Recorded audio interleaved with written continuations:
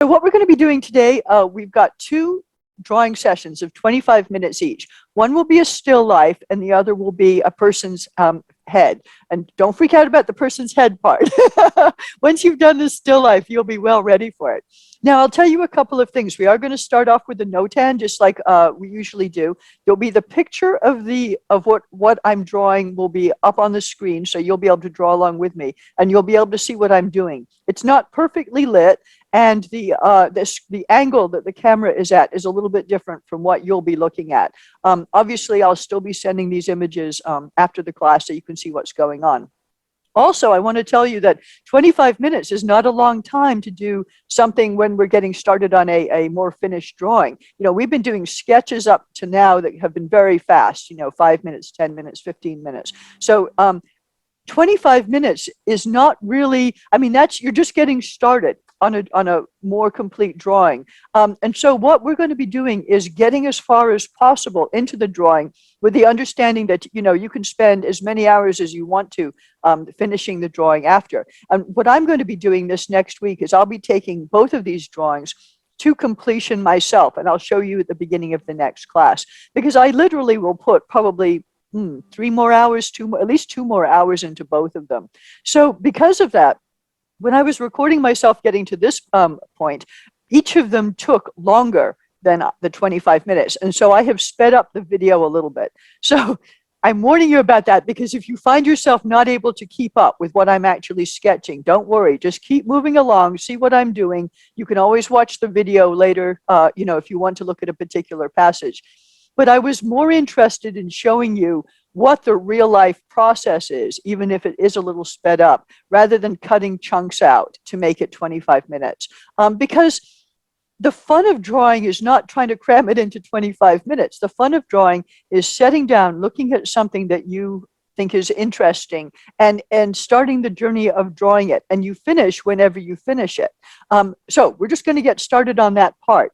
I will tell you that I did a few little rough sketches trying to figure out, what we were going to work on today. So I did do a little preparatory work, but not for the head at all. I just started that from scratch. So when we get that there, you'll see me sort of figuring out, what it is I want to do. So pencils ready. Let me go ahead and start the screen share, and I'm just going to narrate as we go. So while you're drawing, you'll be hearing me. Let's see. All right, let me make this. Okay, so like I said, it's a little dimly lit, but hopefully you'll be able to see what's going on. So what I'm doing right here is I'm getting started with the notan itself. And I'd like you to we'll just spend the first few minutes actually doing that part. Now, as I was saying to people before we got started, I was thinking, okay, I've cropped this still life quite nicely. I'm just going to skip that. And then I decided, no, if I'm telling you guys all the time that we have to keep doing notans, then we should. And I'm glad I did, because it gave me a little bit of an opportunity to decide what to do.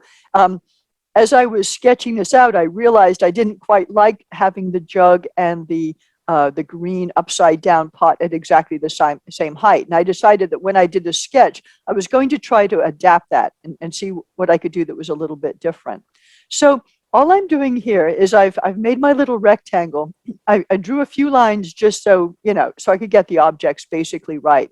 And now I'm squinting at the scene, and I'm trying to figure out where are the dark areas, dark areas that may not stay completely 100% dark as I actually do the drawing. But, what can kind of anchor this together? So this is our 6th class now. You've heard me on notans quite a bit, talking about how we can evaluate our compositions by using them. And in another sort of a useful factor of the notan, of looking at the dark and light patterns of your hoped for drawing subject, is the idea that you're trying to unify. You're unifying by having these overlapping shapes, but you're also unifying by having the darks and the lights sort of running through your drawing. And for me, I like the darks running through. They don't have to necessarily connect one dark area to the next. But it gives a sense of movement through a drawing that I think is very useful. So we'll just finish up the little notan here. Like I said, it was just a quick thing to do to get started. Get your hand warmed up a little bit.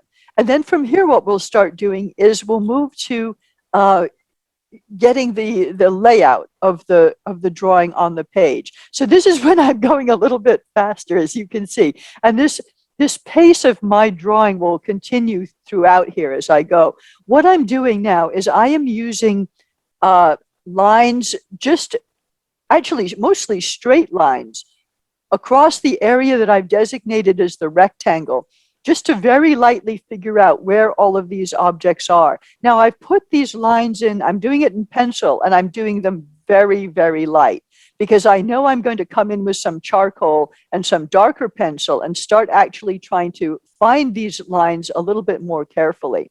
So the reason that I am using straight lines and that I am not using drawing with curved lines is that I can always sort of round out the lines later. And as you'll see from my work right here on this jug, and I do know what this is this week. This is a pitcher, a jug. That thing with the teapot or whatever it was last week just made me laugh. So I spent an awful lot of time drawing and redrawing the various bits on this pitcher, because I just couldn't decide, as I was drawing along, I couldn't decide, did I get the handle right? Did I like the height? Did I like, I had decided to make it a little more squat than it really was. Did I like the way I made those changes? And so there's a great deal of time that I spend at the beginning of a drawing working this stuff out. There are some charcoal techniques that allow you to dive in and really, put charcoal all over the place and then start picking out your highlights and this, that, and the other. And that is great fun to do. And I love to do that on figure drawing, like for life drawing and things like that. But that is because I've had some practice at it. And I really think that when you're getting started in charcoal, it's very, very beneficial to spend a good deal of time plotting out what you're going to do. Because after you do that, that gives you a bit more freedom to move around. You know that the basic drawing is right. Otherwise, what happens is you're fighting against a new medium, because charcoal is not as easy to manage as pencil. And you're also fighting against the proportions, the placement, and everything else. So as you can see, it's actually probably good that I fast forwarded this section, because I spent a lot of time on this picture. Once again, I'm still doing everything with almost straight lines. You see, I'm holding the pencil pretty far back, so I can get, I get a nice straight line that way. I know I'm going to be able to smooth all these lines out into more rounded shapes as I go through the drawing. Now I'm getting closer to what I want, so I'm just indicating where some of these other shadows and things are. I did start with the most complicated object, just to sort of get it out of the way. A lot of times when I'm drawing, I'll go for whatever the most obvious area is. But as I said, I wanted to actually change the shape of the picture from what I saw, in front of me. And for that reason, I spent a lot of extra time on it. But when people say, where should I start on a drawing? I usually say, start with either whatever is most obvious to you. What do you see first? Or what do you think is going to be the easiest thing to get in the right place? Now, everything that you're looking at that I'm drawing is going to look as if it's a little bit on the skew, because I am drawing in a way I normally don't. I have a drawing table, actually sort of a little desk easel set up. So I've got, it's tilted back about 15 degrees, just enough so that the camera can still see what's going on, and I can still draw somewhat in the way that I normally do. However, when I'm really drawing, I usually, I've got the board down on my drawing table, and it's lifted up maybe about 15 or 20 degrees, something like that. Enough for me to be able to see what's going on and not have too much glare. So now I'm adding in all the different objects. I'm just sort of putting into outlines, not necessarily being super careful, but trying to get them in about the right place. One thing I do when I draw is often I will see an area that I've put down, and Sometimes I'll spend the time like with the picture to sort of mess around and get it closer. Other times I'll just sort of make a mental note going, all right, that's close, but you didn't quite get it. When you come back around, do it, fix it a little bit. And that's probably a technique that I've picked up from painting, where you can definitely come back and change areas quite a bit with oil paint. But it works also for pencil. Now, you can see that although I'm still working in pencil and I'm putting the lines down a little bit more darkly than I did to start off with, I'm keeping them quite light. One of the I'd say the biggest problems with charcoal is that you can go dark so quickly with it and it's hard to erase. It's hard to get all of that color back off. So although I do use, I blend and I use an eraser to pick out highlights and this, that, and the other.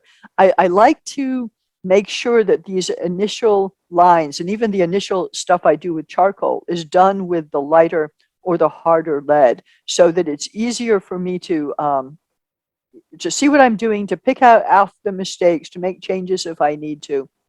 And also to, all of these marks will then get covered up with a darker pencil.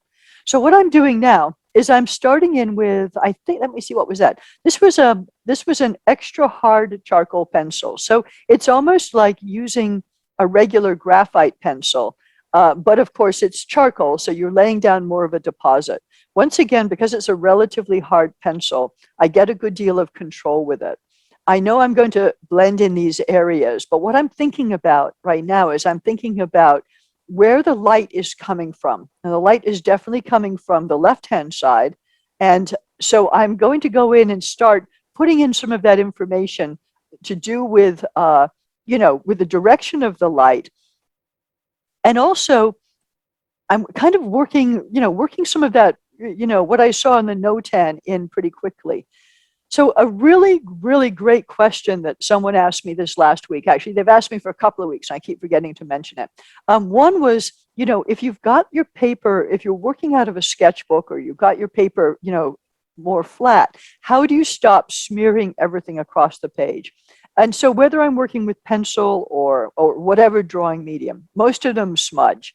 And so if I was working on this flat or flatter than it is at the moment, I would probably be putting a piece of paper under my hand, just a regular piece of printer paper, or maybe tracing paper or something clean, so that I could carefully move that across the page as I go and rest my hand on it. There are, and I often use a technique where I'm not actually resting my hand on the page. I'm actually just using my little finger and sort of balancing on there. But I'll have to say that for most drawing, I really do rest my hand down. And you'll find that especially in the summer, if it's warm in your studio, or if you don't have AC, and I don't have AC here, it can get hot and your paper can wrinkle, or you can get, lotion from your hands or whatever on your page. So I just like to keep it as clean as possible. And the other question was about, well, how do you protect your drawing after you finish? Or if you're working in a sketchbook where you're drawing on both sides of the page, what do you do then? Well, there's something called fixative. And I have sort of a mixed feelings about it, which is why I didn't put it on my list of materials to buy. It's extremely smelly, and so reasonably toxic. At the same time, it's excellent for holding your pencil or drawing the graphite or the charcoal onto the page and stopping it from smudging. So the stuff is called workable fixative, and it smells very much like an old-fashioned hairspray. It has that very, very strong odor. And if you do use it, I highly recommend spraying outside and spraying on a day that where it isn't all that windy. It will, as I said, if you spray very lightly, it will hold the pencil stuff in place. You can also actually use hairspray. If you have a fine mist hairspray, that will do the same job. And for many years before I was, I really had, the money to invest in lots of extra art supplies, I would just use, hairspray or whatever was available. If you're not keen on the smell, and many people aren't, so if you decide to buy some, you can get a little can and just sort of see what you think of it. But if you decide you don't want to use that, you can just keep a piece of tracing paper between your pages, as you go. Some people actually tape a piece of tracing paper or another sheet of cheap paper to the top of their page and just sort of have it as a little covering. So, it's not perhaps perfect, but I think other artists who work in pencil and chalk and this, that, and the other, experience the same issues. If you have done a piece of work that you would like to have framed, it's a very good idea to go ahead and have it framed as soon as possible for that same reason, because that will protect. Most people frame drawings or chalk drawings or pastel drawings under glass. So that's none of these are perfect solutions, but give them a try, see what works for you. If you know another artist who already has a can of fixative, you might want to try it and see what you think. But if you're a person who has a lot of reaction to strong smells or chemicals, you might want to look around and see if, for alternatives, just like using tracing paper or, being very careful with how you store the pages. Okay, so I've moved along quite a bit since I started talking about the fixative and that sort of thing. And so what I'm doing is, and this is really more how I normally work, is once I get going in a section, all of a sudden I'll find there's a difficult place that needs a lot of attention.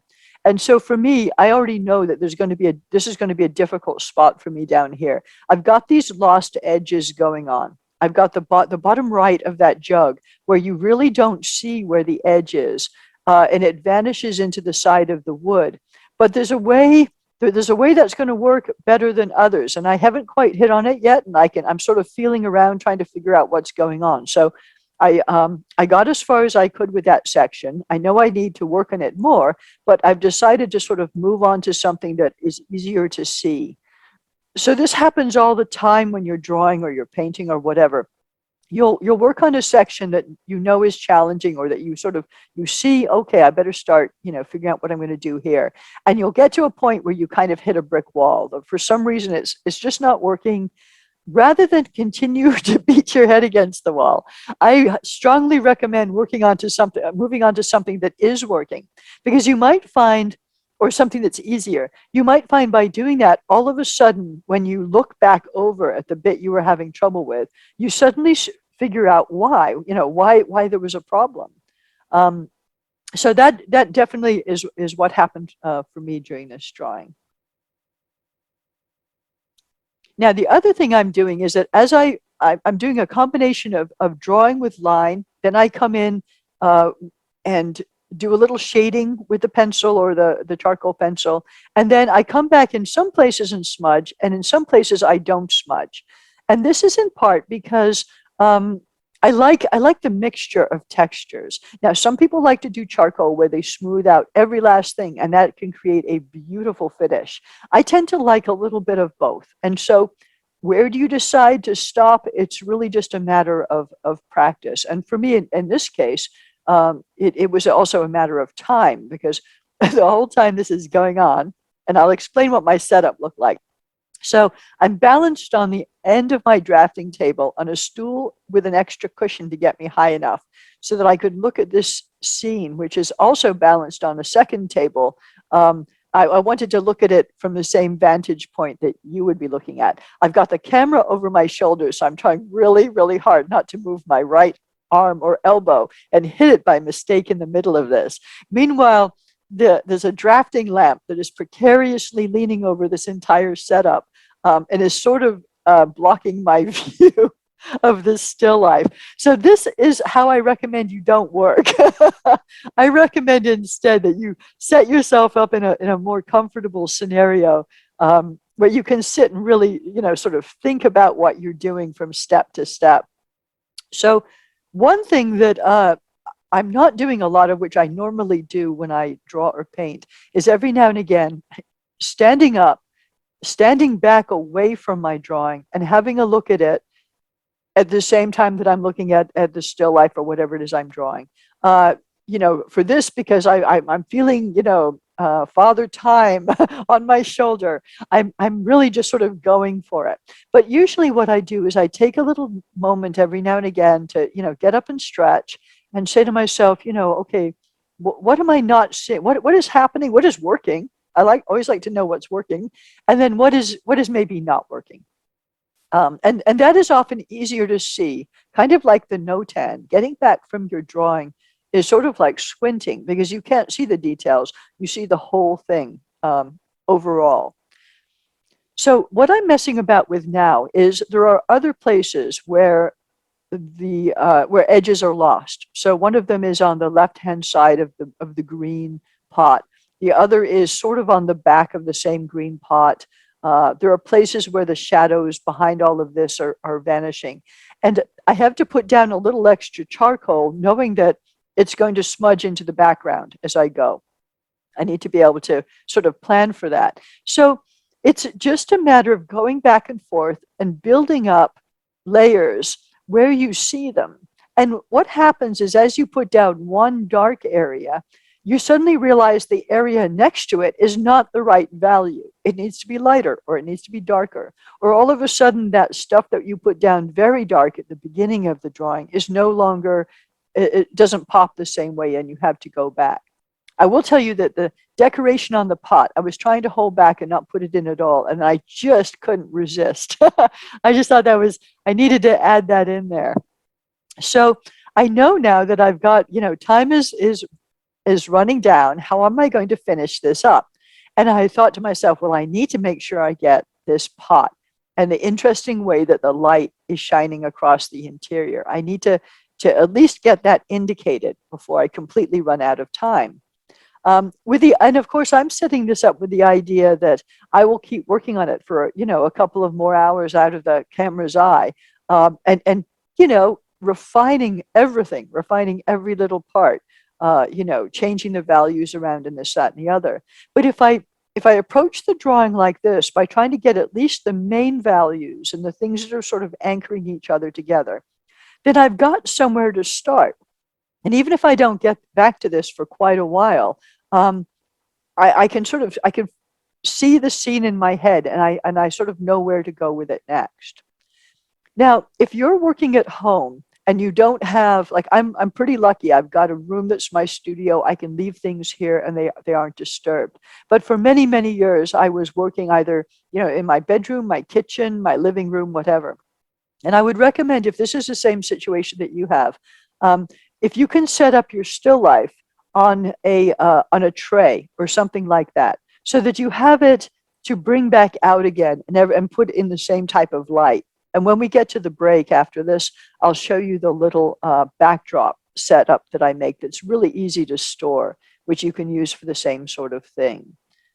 Because although you can take a photo and work from it, it's just not the same. And one of the things I realized when I was working on this was how much I enjoyed doing still life. And it's been a while since I've done one. And I feel that I actually need to do a few more. So to be able to, to have something, even if you're living in a place where you can't keep it set up all the time, to have that little still life ready to go, it'll sort of entice you to get back to it and finish your drawing. I know it's really difficult after these classes are over every week to find time again in your week to do some more drawing. So if you can get this one as far as you can, and then, of course, you'll have the photograph to continue to work from.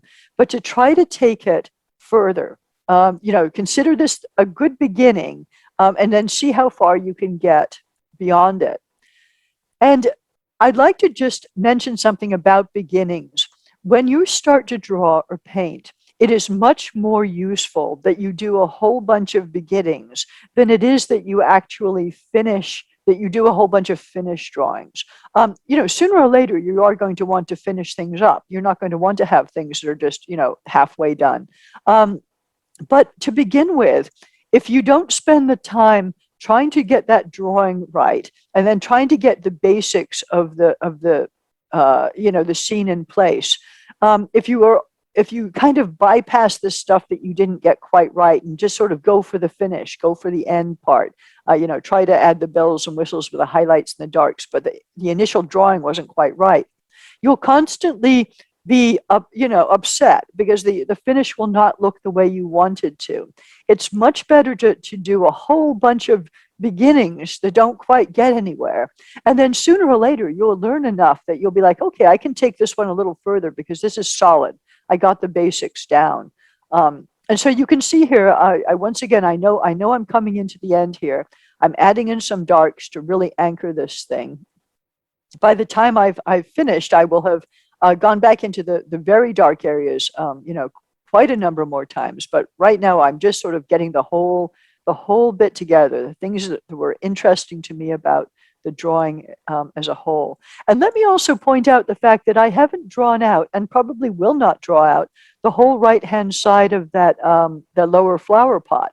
I'll probably just let it disappear, because to me what is interesting is the inside rim, the rim that is on the left-hand side, and the shadow that falls across that interior. So I'll probably do some more work on that, but not worry at all about the stuff in the background. All right, we're getting close to being finished here. I know you guys are sitting there going, oh my goodness, she's working at twice the speed. I can't possibly get that much drawing done. And it would be unrealistic to expect that you could. If you're even at the point right now where you're still working on getting that initial drawing done, you're doing fine. So we're going to stop right here. Oops, no, I guess I do have a few more minutes. Sorry, guess we're not stopping right here. All right, I guess I am getting some of those darks in. I couldn't quite remember how far I went on that. So actually, this is a good moment for me to point out what we spoke about last week, is that when you're putting those darks in and you blend them, how they lighten, how the value lightens. So you do have to come back and restate darks over and over again during the course of a drawing. And the same thing happens when you're painting. To get those clumps of charcoal sitting on the paper the way you want them to. Now I'm starting to look a lot more carefully at some of the things that, I didn't get quite right. For example, I see now that the angle of the box, the edge of the box, wasn't quite where it needed to be from where I was sitting. And I probably will still mess with it some more. I still don't think I hit it. But the other thing I'm pointing out too is that I use the eraser a lot. You saw me up front when I didn't get the picture right. I don't, I took the whole top off. I took the whole handle off.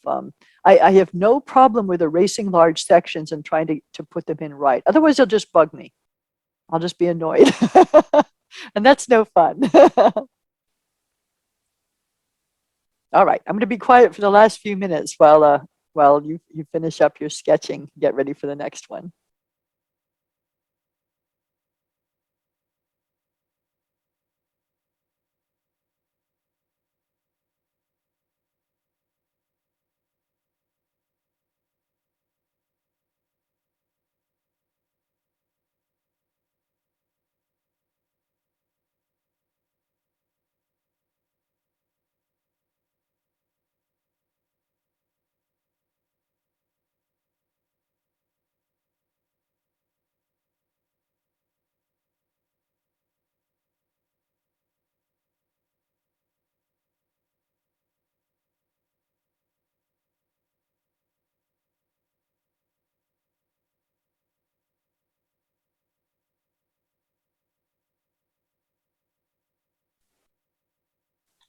All right, I was almost quiet. I just realized there's something else to tell you. So you see, I've got a lot of charcoal built up on my blending stump right now. So I'm using that as another tool to get a more light effect across the page. And this is really useful on fabric, just to sort of get that idea of folds and such. Otherwise, it's a little bit difficult to, to get until you really have developed your touch, to get the charcoal to be quite light enough. And I like to use the kneaded rubber eraser, to come back in every now and again, clean up edges and that sort of thing. Okay, now I know we're kind of coming to the edge. Also, notice at this point that the lines around the edge, that original rectangle, are super light, and I'll probably end up erasing them in the finish. Okay, folks, let's wrap that up. All right, did you survive? That was fast, wasn't it? Okay, so a couple of things I want to show you while you're just sort of finishing that up. One is this little this little contraption that I have made. Let me see, get it into the camera here. So this is a 3-sided box. It's made out of foam core, and it's just held together by little pins in the back. So all it is are 3 sheets of foam core that I have cut, and then I have pinned them together along the edges. And what's great about this, these are just regular dressmaker pins, is that I can easily unpin the whole thing and take it apart. So, the pins just come out at the back, and I've got just 3 sheets of foam core that will lay down. So I use this a lot for setting up a still life. I can drape fabric over it, and then I can light it in a specific way. So this is just a really, whether you make it out of foam core or regular cardboard, I like using white because I like the reflective surface. Some people do it out of black foam core. But this is a very inexpensive and then easy to store way to have a little room. Some people do another side on it, but I like having the one open side. One other thing I should point out is Aquanet. That's hilarious. I haven't heard Aquanet in a while. I was just reading Anne's comment in the chat. So what I was working on for this is a heavyweight Fabriano watercolor paper. And I just happen to like the surface. It's sort of not super rough like some charcoal papers, and not super smooth either. I like the way it holds the charcoal. And because I'm a person who likes drawing with pencils so much, I like that feel. If I'm doing something larger and that involves using vine charcoal or those blocks of charcoal, maybe it's a figure drawing or something, then I'm happier to work with a rougher paper. But I find if I'm working on something kind of small and I have rough paper, that it's really hard for me to get the details I want. So that's just sort of the way I go about things. Now I'm going to take a couple of seconds and start up the video for the second half. So for the second half, we're going to do somebody's head. Now this is a stock image that I found, which I think is really useful. What's most important is don't freak out about the fact you've probably not drawn a head before if you haven't. Don't worry about this at all, because this is all about shadows, light and dark, just like everything else we've been doing. So 1 second, let me just get this started. So once again, I'm going to start with a No 10, and I'd like you to do the same thing. It's just a confidence builder.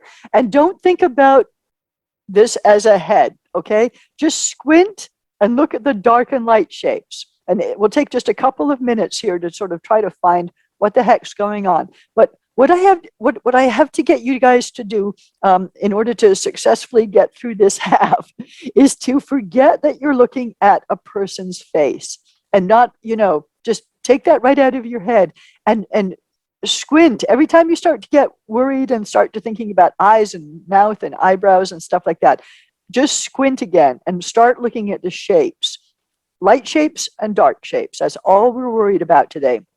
So once again, we're not going to get a complete drawing. We're just going to get to a certain point. But if you just concentrate on the light and dark aspect, and don't worry so much about, about your proportions. If your drawing doesn't come out looking just like this girl, do not worry. This is your first stab at doing it this way. It's a little overwhelming, I know. And yet it is a path for you to take in the future, that as you try it more and more, it will become easier and easier for you to do. And it will simplify all of your figure drawing, all of your drawing of people, portraiture, whatever you do in the future, is to start off by just looking for the patterns of shadow and light. So what I'm doing over here is, I kind of figured out sort of what the overall light and dark shapes were. And now I'm going back in on my No 10 and just sort of re-emphasizing. And once again, I'm trying not to pay any attention to, eyebrows, this, that, and the other. I'm just looking at the bigger shapes. I'm squinting and I'm saying, okay, I've got this, I've got this triangular shape, but also a lot of the head is sort of, the veil thing is disappearing into the background. And a great deal of the right-hand side of the faces is in shadow. As we start to draw, what you'll notice is you start to see into those shadows much more information. And every time you do that, you're going to want to start adding in lights and doing other things. And you'll see me battling the same thing as we go ahead. Every now and again, I have to stop and combine all of those subtle areas in the darks back into a darker mass, because I always want the darkest areas to remain darker than the lighter areas. I always have to do that comparison. But the drawing, as you start looking at it, it kind of sucks you in and you start seeing details you didn't before. So what I've figured out is kind of where I want to keep light, where I want to keep dark, and now I'm going to go ahead and start sketching. And so once again, it's going to be, a little bit sped up, and I'm going to be putting in some light lines to get started, hopefully anytime soon here. Where am I? Well, this gives you a couple of extra minutes. I'm not quite sure exactly where I get started on this. What are you doing? I'm not doing anything right now. Oh, here I am. Okay. There you are. Okay. I must have just been standing back finding my my pencil or something. So I'm just using a graphite pencil right now. I know for certain it's going to take me a few minutes just to figure out where everything is. And what I've done is that a little bit of the drawing will be cut off, but I wanted to be in closer so you could see what I was doing with the face. So all I'm doing, and notice how I'm holding that pencil. I'm not even holding it, like we do for writing. I'm actually sort of pushing it around the page a little bit. The reason it keeps going in and out of focus is that the camera keeps focusing on my hand as I bring it across. So I'm just trying to find areas. I'm trying to look for sort of the edges of the darker areas. I am trying not to overly worry about the proportions of the head overall. I'm looking for, where does the edge of the veil go down? But I'm really just concentrating on where are the big dark areas and where are the big light areas, and seeing if I can put some lines down that differentiate one from the other. Now, obviously, I work as a portrait artist and I've had a lot of practice at this. In fact, I'm probably much more practiced at drawing people's heads than I am at drawing pictures.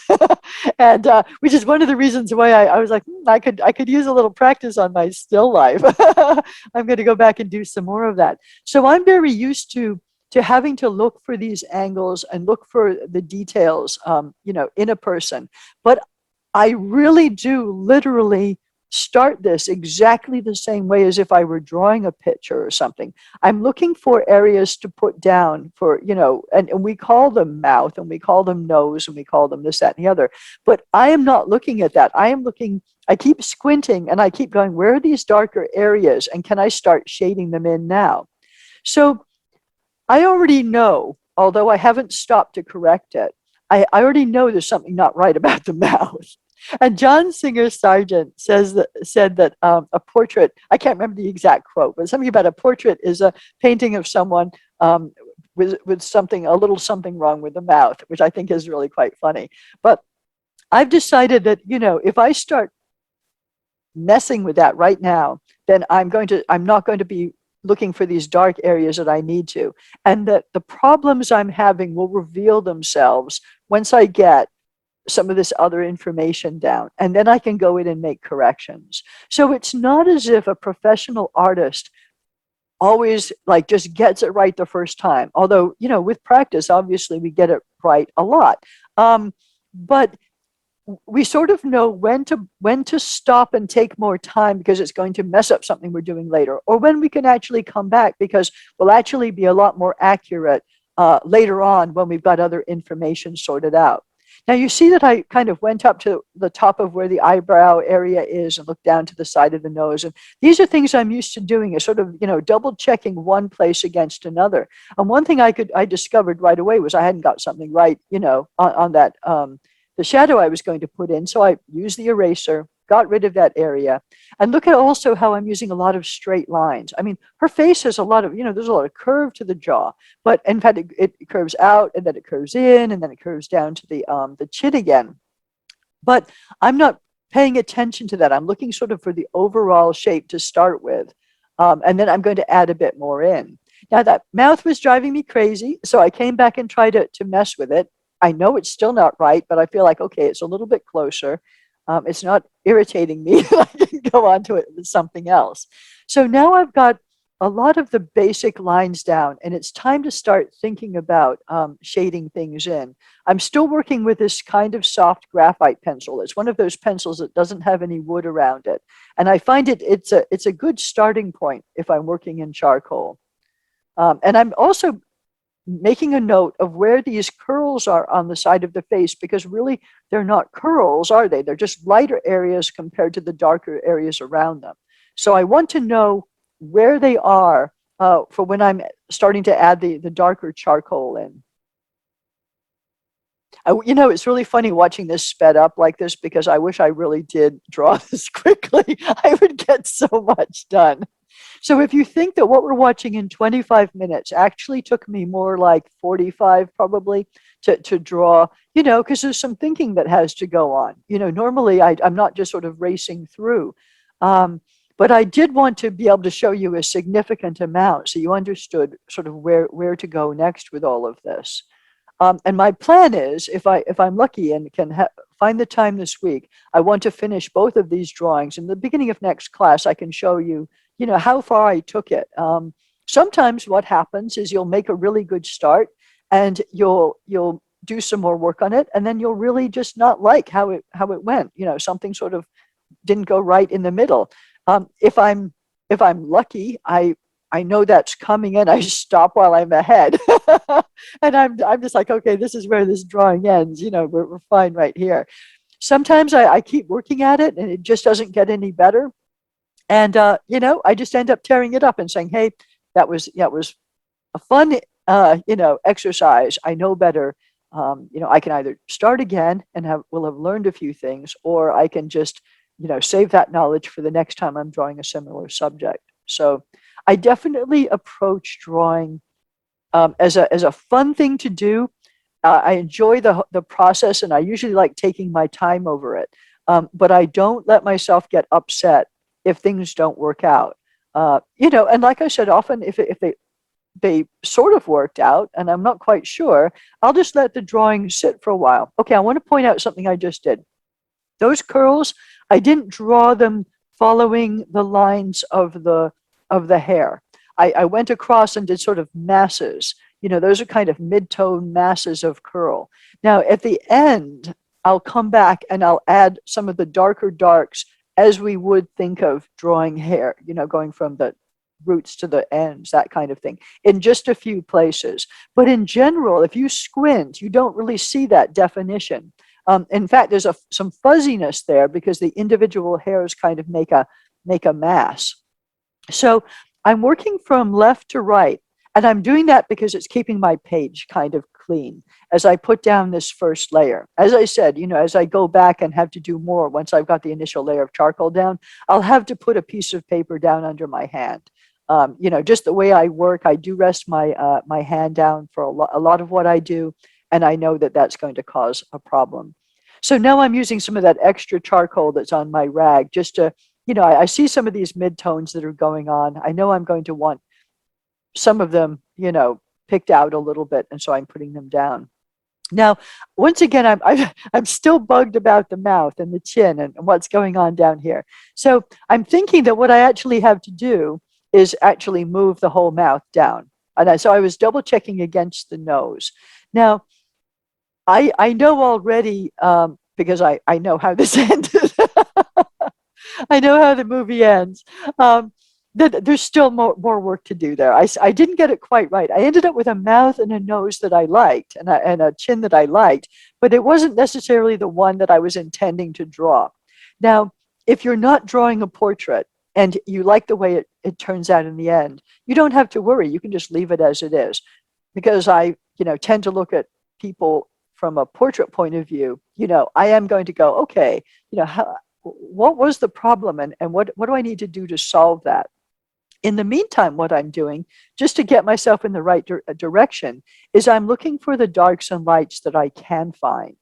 And I am putting in, the dark areas that I know are there. I'm putting in I'm looking for those terminal shadows that are all across the image. There are on the nose, there's that terminal shadow area that gives us that defined line. On the eyebrow, on the cheek, I've got a terminal shadow right across the, the top of the most protruding part of her cheekbone. And I'm also seeing this other, this sort of other indentation that's going on underneath. So all of that information is registering. What I have to do is I have to be careful not to let the right-hand side end up in the final as light as the left-hand side. Because if you squint, you'll definitely see that there's a difference between the one and the other, that the right-hand side is definitely darker than the left. So I'm continuing to sort of lay down some charcoal just so that I can, so I have something to work with. I need some darks in there. And I can see that some people are putting some comments in chat. And what I'll do is once I've stopped screen sharing, once we've got to the end of the video, I'll be able to look at those because I don't want to mess up the playing of this video, just in case something technically doesn't go right. But I will either answer any questions at the end of the class today or a follow-up in an email. So do feel free at any point to reach out to me, ask me questions. I'll follow up in one way or another. Might take me a couple of days to get back to you, but I'm very interested in, in helping you in any way in any way I can. So what I'm doing now is I'm using either a 2B or a 4B, probably a 2B charcoal pencil, which I have cut away a little bit more of the tip so that I can use it a bit more on the side. And you see how much more charcoal gets laid down at that point. And I'm also, once again, smoothing it out as I go, trying to see how to get the larger areas of the darks down. So my general way of going about this is to start off pretty carefully. I try to draw kind of carefully. I lay down those first areas of darks and lights pretty carefully. And then as I start getting in there, I'm a little bit freer. I'm putting a lot more charcoal down. I'm smudging around a little less carefully because I know that I can come back with the eraser, pick out places that aren't quite right. I can adjust at any time proportions. This page is a little bit at a slant, so it doesn't look quite like what you're looking at. I'll show you the image at the end of the class. But I know that all of this stuff can get adjusted as I go. I know that this area back here is going to get quite dark before all is said and done. So I'd better go ahead and start getting some of those darks in because I'll be judging the values in her face against some of the darks that are going on in the background. I'm also trying to pick out some of the highlights that do actually have to stay white. I find if I keep going back and sort of picking those out even roughly as I go, it'll be easier for me in the long run to get back to them. Now, if you do get places on a drawing, whether you're working in charcoal or pencil or whatever you're doing, where you've put too much graphite down and you just can't pick it up with a kneaded rubber eraser. You need something that is has a little bit more bite to it, but you don't want to by mistake erase something that you have going on right next to it. There's something called an erasing shield. It's a piece of thin, flat metal, and it has little shapes popped out of it. And drafting supply stores have these. And it allows you to put that little shield, like a little mask, over the top of where you're erasing and only erase the one tiny little shape that you're after. I don't think I can reach my drafting table right now to grab mine, but I'll send a picture of it in the PDF so you'll see what that's all about. So that is something that if you're doing something very detailed, it's a useful little tool to have around. But you can usually get away without it by just either cutting your eraser to the particular shape that you want, or just sort of being very careful. Now here I'm realizing that I've got there's some stuff on the eye on the left that will need some work. So I'm putting down some more charcoal so I have something to work with. Once again, I'm messing around some more with that nose because I know that definitely needs some more work, but when I'm working quickly, it's hard to sort of sit down there and go, okay, where exactly is the problem? Now that I'm sitting back here narrating to you, I go, oh, I see exactly what it is. And so I know where I'll be starting after this. And that's actually also, when you are working on a drawing that you're taking more time on, it can be useful to have some time go by. You step back from it and you go, oh gosh, that thing that I was worrying about isn't so bad. Or you might say, now I see something that I didn't understand what was happening, how it was happening before, but now I get it. So once again, I just keep building up the darks. I'll end up picking out a little bit of the curl with a kneaded rubber eraser in a minute, just so I can, get a bit more of that feel back. And I know at this point that I don't have an awful lot of time, so I'm trying to figure out where do I put my time to sort of show you, what has to be done next.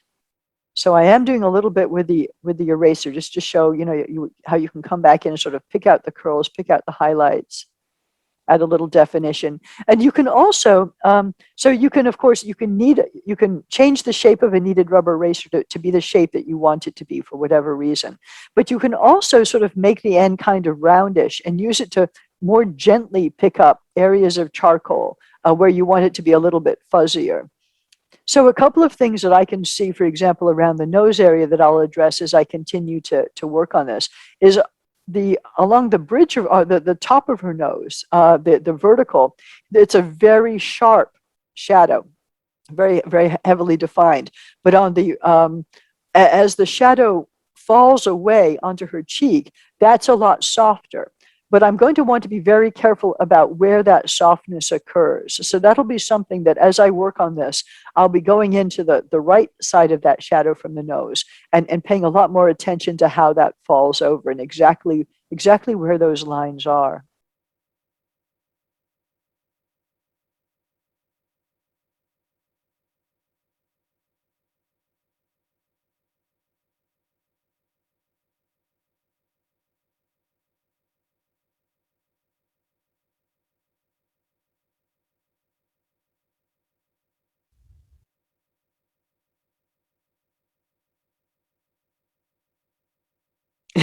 See, I knew that math was, it was driving me nuts. So don't ever be afraid to erase. Don't ever be afraid to erase. What happened was I decided that I knew where the chin needed to be, and then that gave me the information I needed for where the mouth should be.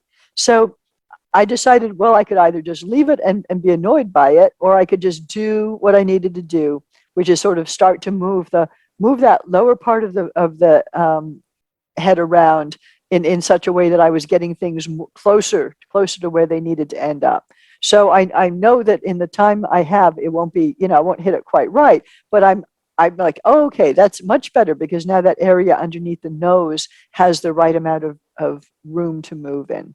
So just like with oil painting, just like with drawing, you don't just get on this highway, to go back to that analogy I was making early on about, going to, was it South Dakota, I think, that we're going to take this journey and I was going to guide you. It's not a straight line, from Chappaquiddick to South Dakota.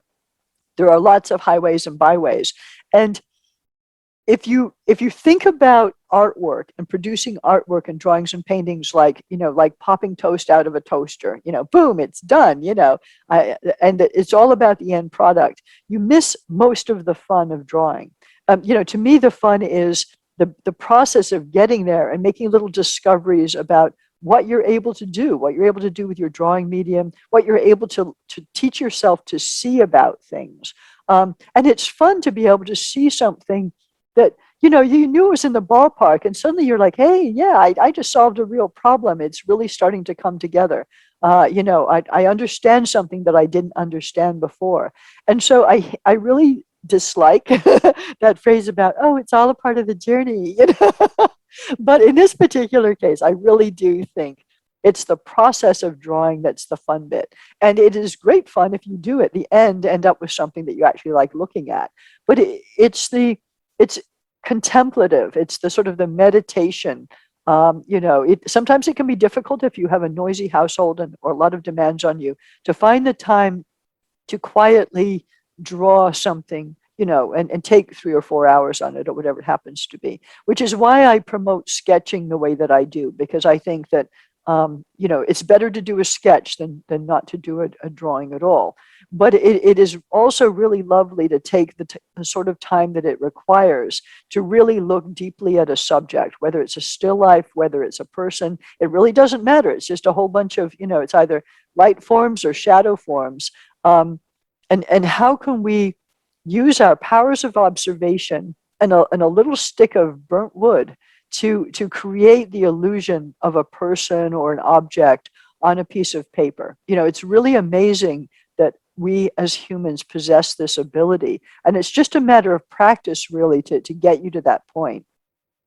So now I know that I've only got a short amount of time. So I'm seeing that I've got to keep this whole right side darker than it was. I was letting that reflected light that's coming up from her chest, light is being reflected up onto the lower part of her jaw. I was letting it get too light. So I've darkened that just a little bit. More work will be needed, but I know I'm in the ballpark.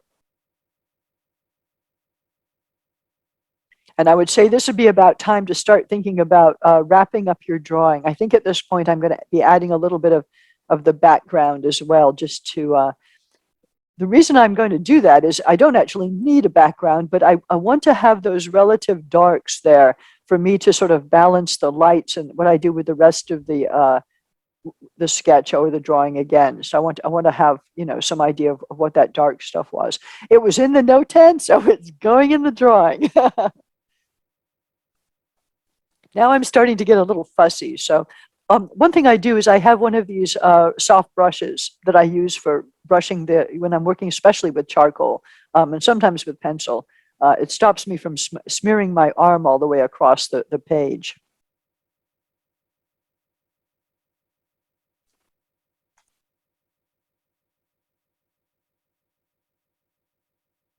If you don't have a drafting brush on hand, a very inexpensive alternative is either a very soft makeup brush, or there are other, you know, brushes that are used for, you know, computers or this, that, and the other.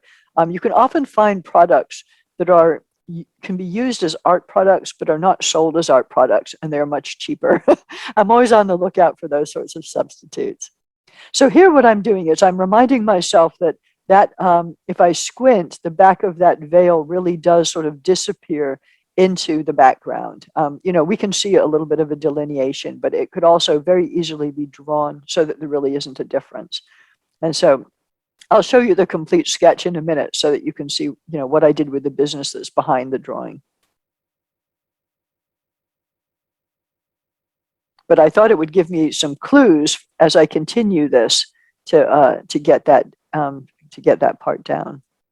Now, if you're ever drawing a live person, and we're going to have an opportunity to do that in a few weeks' time, I've got a person who's going to pose for me for about 20 minutes or so, just so that we can have the opportunity to sketch a person. I'm actually going to video her so that she doesn't have to sit here right during the class. But people move. This person is not moving at all. She's a photograph. But when you're actually sketching somebody who is live and is sitting for you, they don't hold the pose, you know, perfectly. They move even though they don't intend to. So at one point during this summer, we're going to have an opportunity just to have that experience, because I want you to know what that's like. And it's kind of interesting because, you know, when you're working from a still photo like this, you have the luxury of knowing that this person isn't going to move. But when you're working from a person who is moving, you've got to get those main areas down pretty quickly, because you know that, gosh, a little bit of a shift is going to put the eye or the nose in the wrong place. But here we go. This pretty much wraps us up, I think.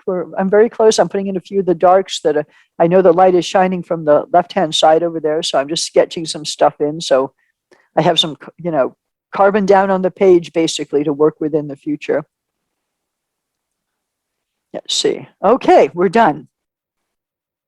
Let me stop showing. All right, folks, did you survive? Did we get through that? So I know that was still fast. Even 25 minutes seemed like it was going to be a long time, but it wasn't once you got in there, was it? But I'll be sending these videos will be online. I'll put them up tomorrow, and the images in full, the full page image I'll send around after the class today so you can keep going. And then I'm going to, as I said, keep working. The sketch, the second sketch looked like this, when I finished it. So this is the point I'm at right now. It's still pretty, it's still pretty rough. If you look at it by yourself itself, not compared to the photo, the nose doesn't look bad. And this is what I mean sometimes, if you're not doing actual portraiture, there's no need to stress. If it looks like a nose and it would be realistically on a person, you can leave it like it is. So it's up to you, how you deal with people. But I hope that the speed and following a still life like that showed you how people are not that different than any other object, and don't allow ourselves to get freaked out by certain subject matter thinking that it's going to be overly complex because of the way our brain processes. Just look at things as light and shadow and go from there. And let me just quickly double check the chat to see if I can answer any questions. Okay. Okay, so shading in the direction of my pencil lines is very intuitive. I mean, I just draw, right? I mean, there wasn't really when I'm drawing. Let me back up. When I'm drawing a pencil sketch, and I know that I'm not going to be doing a lot of shading. I might use particular lines going in particular directions to suggest like the growth of a tree, or the turn of the underneath of a neck or something like that, when I know I'm going to be relying on a lot of line. Most of the time when I'm drawing, I'm doing a combination of shading and lines going in particular directions. When I'm putting down charcoal, I'm often sketching just to get down the actual charcoal dust, basically, which I'm then going to smudge around. If I'm taking my time, I might be a little bit more thoughtful, like about the hair. I might actually do all of that sketching in the direction that the lines need to go to eventually. For this, I was just, sketching away. So what I would do is practice yourself. How much line and how much shading do you like to have? But you're right. I was going in all different directions, and it probably did seem a little confusing. So it is a little different than how I do just a pencil drawing, where I am thinking a lot more about what the direction, what the growth lines are, what I'm trying to do, how I'm trying to show what's closer and further away with the directions of the lines. Terminal line is where the shadow stops and starts. So let's see, I'm really well lit, so you can't really tell on me. But when you go back and look at the still life picture, or look at the person, the area where the shadow comes to an end, the terminus basically of the shadow, that line where it sits helps define everything about the form that you're trying to draw. And actually, you might find more information by listening to the last week class video, which goes into that quite a bit. Let's see. Show us in slow-mo how to do a generic nose and mouth. When we get to the part where we do the trois couleurs, which is 3 colors, Conte crayon, I'll be doing another face, and so I'll incorporate that. That's a good idea. Okay. I think I've answered most of the questions, but feel free to follow up with me after the class in email, erwhelan@gmail.com. I'll send this PDF to you in the meantime so you can keep working. And thank you all so much.